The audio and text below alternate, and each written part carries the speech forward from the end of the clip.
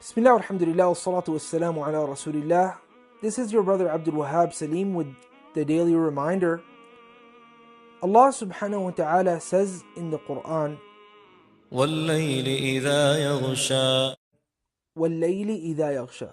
Of course, every single one of us has either memorized this surah or has heard it numerous times, rather innumerable times in salah. Allah says, the night as it envelops. What does the night envelop? The night envelops all of humanity. When the night falls, everything becomes dark.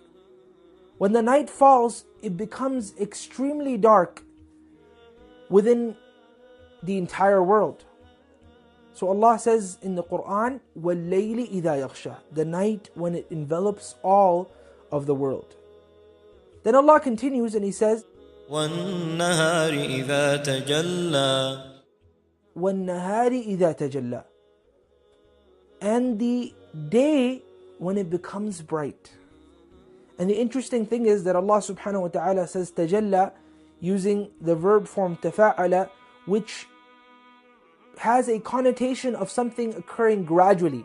So if you sit in the morning time, as I was doing just this morning, you sit in the morning time and you look at the eastern horizon of the sky, you'll notice that the sun is coming out slowly. It will be coming out slowly, and as it gradually appears, gradually the nahar, the morning time, also appears along with the gradual progression of the sun. وَالنَّهَارِ إِذَا تَجَلَّى.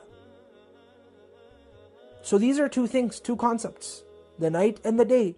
If you go to the youngest of children, maybe my daughter that's about 4 years old, she knows that it's nighttime now and it's daytime now. Depending on the time of the day, she'll tell you it's dark outside, it's not dark outside, it's really bright outside, the sun is in my eyes, she'll say. Every single one of us, children, the older, the elderly, all of us know the night from the day.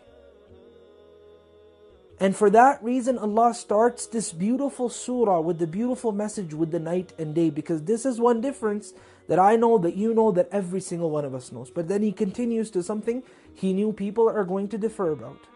And He says, وَمَا خَلَقَ الذَّكَرَ وَالْأُنثَى. وَمَا خَلَقَ الذَّكَرَ وَالْأُنثَى.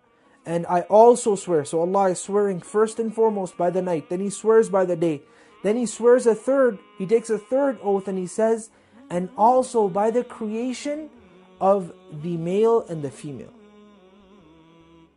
And why does He do this? Why does He take an oath now a third time between something that two things that are opposites as well? Essentially, He talked about the day and the night, or the night and the day, two things that are opposites. Then now He spoke about another two things, both of which are also opposites. The reason for that, dear brother, dear viewer, dear sister, is because of the fact that we as man and woman upon this earth, or men and women upon this earth, we have separate tasks. We aim for the hereafter, yes we do. That is one goal that unites us. But the tasks that we have been appointed, or we have been given by Allah subhanahu wa ta'ala, are separate tasks. Rather, the tasks that nature has given us are also different. Nature, i.e. the nature that we see around us, otherwise everything is the creation of Allah subhanahu wa ta'ala. The tasks that we by nature have are totally different. الأم مدرسة إذا أعددتها أعددت شعبا طيب الأعراق. A woman, a poet says, a woman or a mother is a school all by herself. If you prepare the school well, you would have prepared a humanity really, really well. The next generation is very, very dependent on the woman. We're at the crossroads of a time where the woman is manipulated for different purposes. You go outside, you see billboards, signs that you always have to hide your kids' eyes from, sight from, gaze from. You yourself have to lower your gaze. You look up, you look down, every direction you see, there's something that you're not supposed to be looking at. There's something that you wish your family was preserved from. This is a tough time. This is a time where we have to realize this message in this verse, that Allah discusses the day and the night. Then He talks about two other opposites, وَمَا خَلَقَ الذَّكَرَ وَالْأُنثَى, and then He gives the reason why he had taken this oath to begin with. إن سعيكم لشتى. إن سعيكم لشتى. You, O man, you, O woman, you have two different tasks upon this land. The way you're going to strive is going to be totally different. A man is not like a woman, and a woman is not like a man. They're two different entities. When it comes to the tasks that we have to undertake, I cannot do the type of things that my wife does. I have to tell you, just for the past 2 days, my wife has been sick. I'm going crazy because I'm taking care of everything at home. And vice versa. Women will tell you, when they step out of the house and they start taking control and they start taking charge of the responsibility that the man is obliged by Islam to take care of, i.e. earning the bread, i.e.